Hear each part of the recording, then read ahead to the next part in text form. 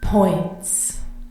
Well, salutations there, my friend, and welcome to another episode of the Broad Points Podcast. I am your host, the broad that points, the broad with the points. It is Tyler, the lady. And you may notice my tone is off. You may notice the cadence. I'm laughing throughout it. Dude, your girl, once again, was sick. And if that's just not my body telling me that I need to take a break, I don't know what else is, right? Before I got sick, Matt and I had gone on a really awesome camping trip. We had gone to Silverwood Lake, which was packed, by the way. Like, unless you're camping at Silverwood Lake, or you get to Silverwood Lake at probably like 6 a.m. with your boat, there's no way you're getting in.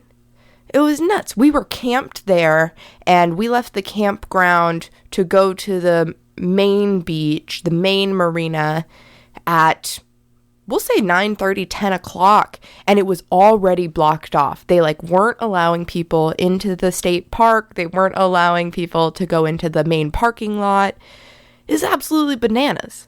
We were camping. We were on a trial run for our next trip, my birthday trip that we're actually going to be going on to Big Sur. And so, we went over, we didn't see parking there. We actually went around the lake to the other side, hung out there for a little bit, did a little bit of exploring, because the thing about a lake is there's not just one side to party at. There's the whole perimeter, right? We can engage and have fun in all sorts of different areas. It's just, where do you find? Where do you want to be? And I don't know if it was from, both of us getting severely sunburnt. I will say, guys, regardless of whatever sort of environment you're used to with the sun, if you're going to the beach, if you're just living in the desert, whatever your circumstances, when you go to a new environment, please continue to take care of yourself. Please continue to apply sunscreen, because as a result, beloved Matthew not putting on sunscreen, we were lobsters, you guys, completely burnt to a crisp. It hurt to have the wind blow on me. So, just really, really take care of yourself everywhere you can go. And, something that I had written in my journal that I just had to share with you guys. It was too funny, and it was something that it really gave me some perspective, was this idea of, would you beat yourself up, right? So think about past you. Think about you in your present state. We'll start there. And whatever you're going through, maybe you're complaining, maybe you're whining, maybe you're just kind of being a baby about stuff and making things way harder on yourself than they need to be. And you recognize it, but it's a hard pattern to get out of. I'm obviously speaking from experience here. When those sorts of things happen, I like to try and remember the various phases or the various levels that I've gone through in order to be where I am today. And, oh my God, if you're a Criminal Minds fan, the episode where Derek Morgan dies, actually he doesn't die. That would be the worst spoiler of all time. When he's kidnapped, the episode where Derek Morgan is kidnapped and he's going in and out of this state of into his subconscious mind and working through all of the things he's overcome in his life to realize that he has the strength to make it through this moment. that was kind of what triggered this for me, right? I was just feeling like all sorts of crap, and I binged Criminal Minds, all of it. 17 seasons of Criminal Minds. Binged. So good. Such a good show. Might be one of my favorite shows of all time. I didn't fully watch it when it was on TV, partially because it spanned 20 years. But everything that I did watch on TV or streamed, it is so good, dude. It just keeps you coming back for more.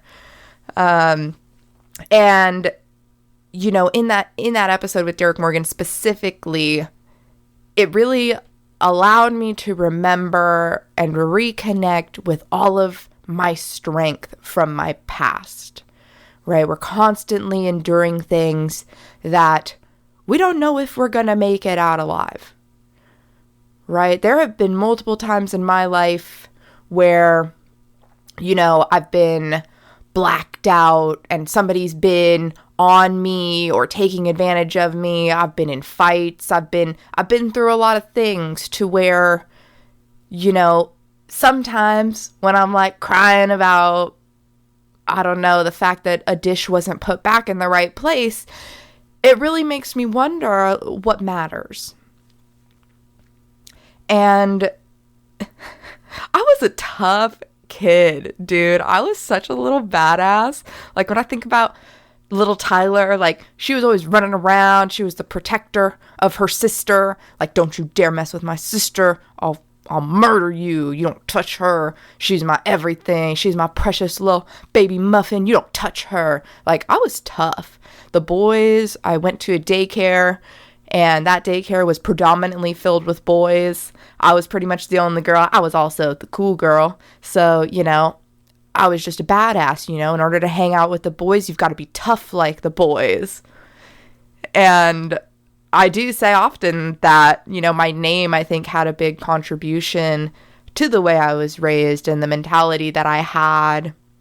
And honestly, you know, I contribute a part of that strength to my namesake. And so, you know, being a Tyler, growing up around boys, I just had to be really tough. And so when present day Tyler, or, you know, recent past Tyler, is like upset about these minuscule things, I have to ask myself, would past you beat you up?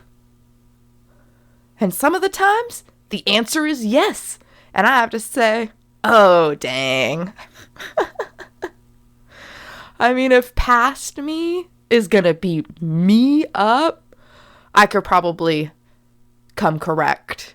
I could probably make some adjustments to know that I'm gonna be okay. It's all fine. I can tough it out, right? I can make it up this mountain. This mountain we're hiking, it's no big deal. I don't need to complain about this mountain, because past me would kick the living crap out of me if she heard me complaining about this 3-mile hike. You know, insert your problem here. It can be applicable. Just know that you have strength. The whole point of this message is just to recognize that you have strength. And if a younger version of you would beat you up, it means that the strength lies within you.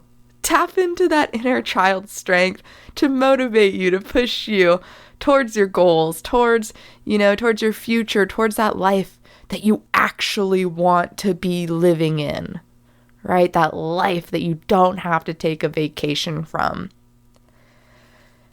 And, now, let's jump into that fundamental phrase.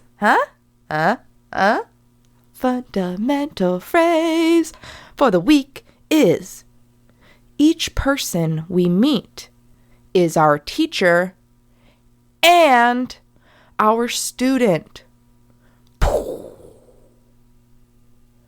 Yeah, guys, every single person you meet, regardless of age, regardless of race, regardless of religion, regardless of any sort of factor that you want to put out into the universe, color of hair, color of eyes, size of shoe, it doesn't matter.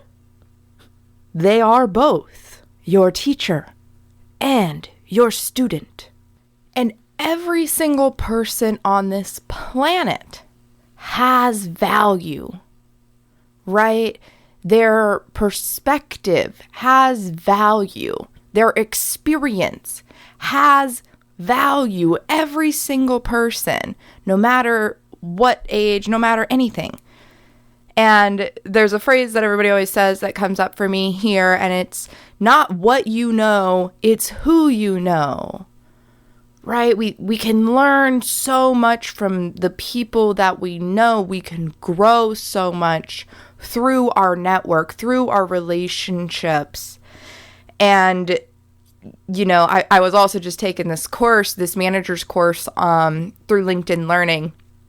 And they were talking about CSR, which is another acronym, you guys. Why do we have so many freaking acronyms, like, for everything? But anyways, it's an acronym, and it basically just means purpose, right? If an employee for a company does not feel they have purpose, does not feel that they contribute to the value, to the overarching mission of this company, there's a higher rate of burnout. Right? There's a higher rate of people just up and leaving. And so it's really important to instill this sense of connectivity, like allow people to unite under the fact that every single role in our society contributes to the world that we live in, you guys. I've said it before, like, we make this world spin. Like, we are making the gears go. We're making it happen. We're actually, you know, making the world that we live in. And when people don't recognize that, and I've had a lot of people, I've known a lot of people who are no longer with us, right? And whether that is of their own fruition, if they overdosed, if they did, there's a lot of different things that happen in this world that make you want to withdraw. I've been through a lot of stuff in my life that personally has made me want to withdraw. And I think I might have even said it in the last episode, like, there are just some things that you can't undo, right? Like, we can't undo removing ourselves from this planet. And so what I encourage you to do, what I encouraged myself to do, was to seek connection. And it doesn't have to immediately be with a person. Hey, even if you're just watching a TV show and you feel like you want to be connected to somebody, try and find connections, you know, with those people in the TV show if you need a buffer before you go back out into society. But know that society is always there for you. Any human being around you, you know, we just have to learn to communicate. We have to learn to read each other's signals. We have to understand our own signals. And it really does all start with ourselves. It starts with taking care of ourselves and acknowledging, right, that the past versions of ourselves, right, they were a student to life, right? But they're our teacher now in this moment. Don't be afraid to call on your teacher, right? Past teachers, present teachers, future teachers, right? If you're looking at going back to school, if you're looking at a program, if you're looking at some sort of consultant thing, right? If you're looking to partner with somebody to learn something, to expand your knowledge, it's a tool for you to do just that, you guys. It's always there, whether it be internal or external.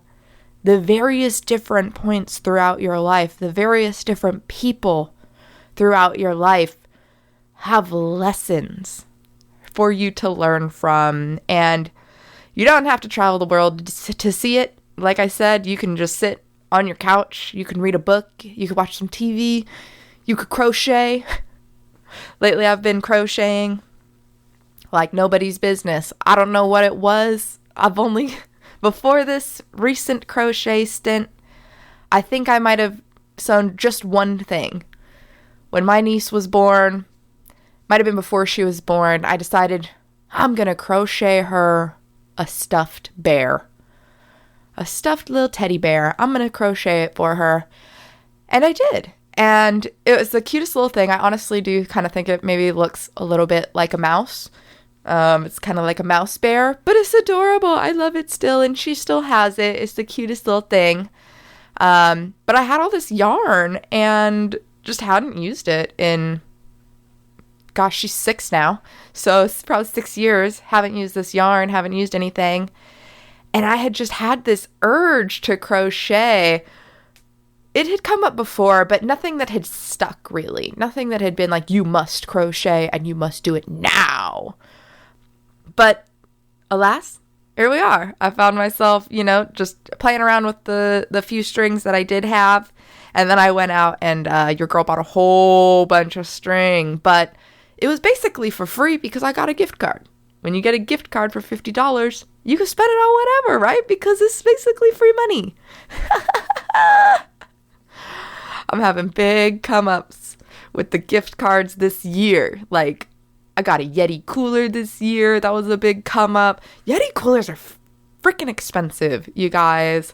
Like, $350, $450 for a cooler. And don't get me wrong, I want my stuff cold, but I don't want to pay that much money. I don't. So, when you utilize the tools that you have, right? Here's some tools that I utilize to be able to acquire said gift cards. Credit cards. I've had credit cards. And I'm going to tell you before I tell you what I did with these credit cards that you should pay off your credit cards. It's not good to keep a rolling balance. Why? Because interest rates are insane. And they just keep raising them, right? It's not right. It's not fair. It's what's happening in the world right now. You got to account for your variables. It's just what it is. And so, pay those off.